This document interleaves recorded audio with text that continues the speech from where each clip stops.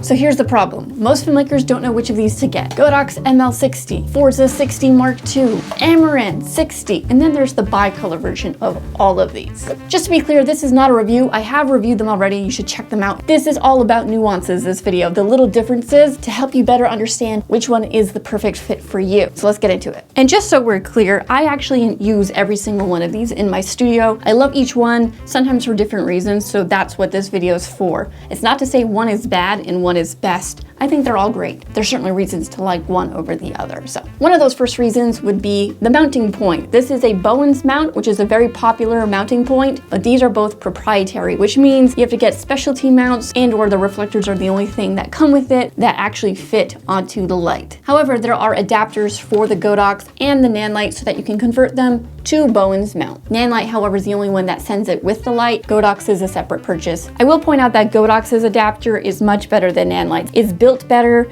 it's stronger so it can hold heavier modifiers, much easier to work with versus Nanlites, which is a pain in the butt. Luckily, all of the lights have app control, and I would say all of them have apps that work smoothly with the light. They connect easily, they stay connected, and controlling them is very simple. Here's a simplified overview of these lights and some of the features that they have or don't have compared to each other.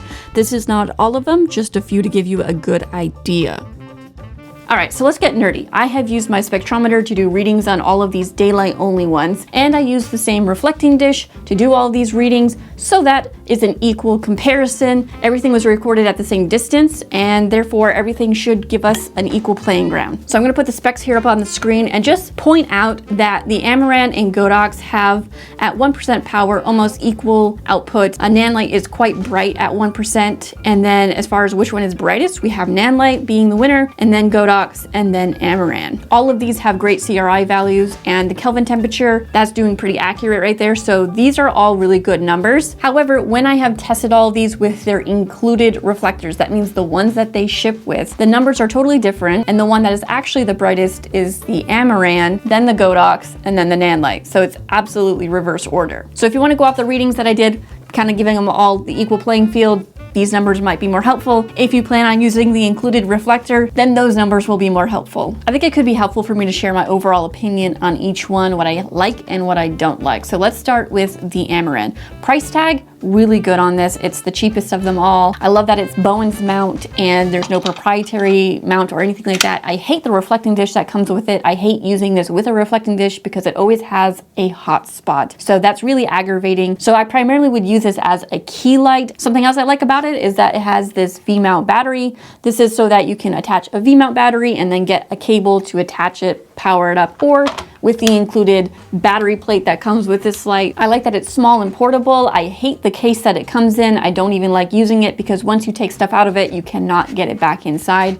It's so form-fitted that there's really no room for error as far as putting it back in. Another thing I really don't like is that the fans are always on, even at low output or high output. It's just stuck on, and they are quite noticeable at times. All right, now for the Nanlite Forza 60 Mark II. This is the priciest one of them all. However, it does have some good things going for it. It does have the included Bowens mount adapter that it comes with. It has a really solid case. I like it a lot. There's enough room to put everything inside. Aside from that, I really like this little included reflecting dish. It doesn't have a hot spot. It's nice and soft. It has a really good beam angle. I've rather enjoyed it. Something that sets this light apart from the other two is that it has green and magenta shift control. I personally don't use it all the time, but when I'm in a situation where I really have to match two really lights that are going on, maybe in a space, it is very helpful. Now, while this one also has fans that are on, I do appreciate that you can turn them off. However, it does limit the output to only 30% power as its maximum, so that is a bit of a downside, but I guess it's great you can turn it off. The other great thing is that you can turn the fans off from within the app. I wish other lights that have fan on and off features would include that in their app.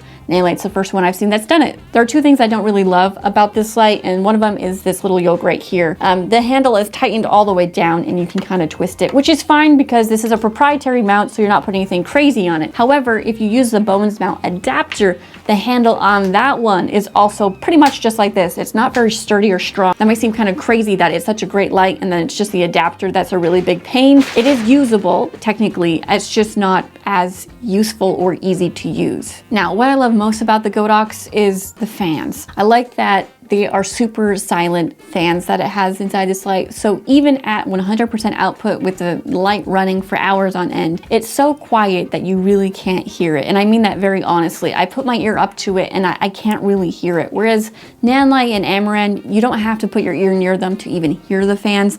They're quite audible. On the Godox, they are not. This is an awesome feature. And not to mention that on top of that, it has a silent fan option. So you can turn the fans off. It will limit it to 50% output as its maximum, which is more than the Nanlite offers you, which is 30% as its maximum output. Now, with that being said, I do have a very quick tangent to go into. Here on the back of the light, this is the power button, and you have to just push it in and it turns it on and off. Now here on the Nanlite and also the Amaran, there is a physical on-off switch. That means you can have it in on or off always. So even if you pull it out of the wall socket and it was on, if you plug it back in, the light will turn back on. Godox does not have that. And the reason why I bring that up is because it's actually really helpful if you're on a shoot and somehow the plug gets pulled out of the outlet, maybe a client trips over it or something like that. Obviously you hope that never happens, but if it does, they could just plug it back in, your light is fine. They don't have to go back up all the way to the top of the ladder and turn it on. And that is the problem with this light, is that there is not the ability to keep it always on or off. So that's why I bring it up, because otherwise I would love this light probably the most if I were being honest, if it just literally had a physical on-off switch, which maybe I should just figure out how to well, do that myself, maybe install one. Who do I think what is best for? I would say Godox is best for if you're really worried about fan noise and you want maximum output, because you can do it at 100% with the fans on and not hear the fans. Now, if you're less worried about fan noise and you want a Bowens mount that's just incorporated into the light, then you're looking at Amaran. It's also the cheapest, so this is a great way to get into good lighting. It has great numbers. It's doing a lot of great things. However, it has a hotspot issue with a reflecting dish, and I would say that is one of its biggest drawbacks. So primarily using that for maybe a softbox, or maybe you're putting it through some sort of other modifier that's not a reflecting dish, which I have a whole video about every single modifier, so you should definitely check that out. But anyway, that would be the reason why to get the Amaran. I think the Nanlite is doing a few good things that kind of put it somewhere in the middle between cheap Amaran and silent Godox. And what it's doing is it's offering that studio mode, so that hard on and off switch. It does have the ability to silence the fans only at 30% maximum output though. It does have green and magenta shift control, so it could be a bit better for color matching. And it does have the included Bowens mount adapter, though it's not the strongest and the best. It is usable technically. Like I said, there are downsides to some of these lights, and then there are some really good like pluses. And so for me, my favorite is the Godox, but what I hate most is that I can't use it inside the studio as a studio light because it doesn't have a hard on and off switch. So that leaves me using the Nanlite currently as my backlight, and I've been using the Amaran as my key light. It goes to show you that I'm using all of the lights, even though I love the Godox probably the most. I would love to know which one you consider your favorite if you own any of these. If you have questions, you should put them down in the comments, because I'm more than happy to try to help you out or explain better what's going on with all these lights. So make sure you check out the rest of the videos on the channel, and I will see you in the next video.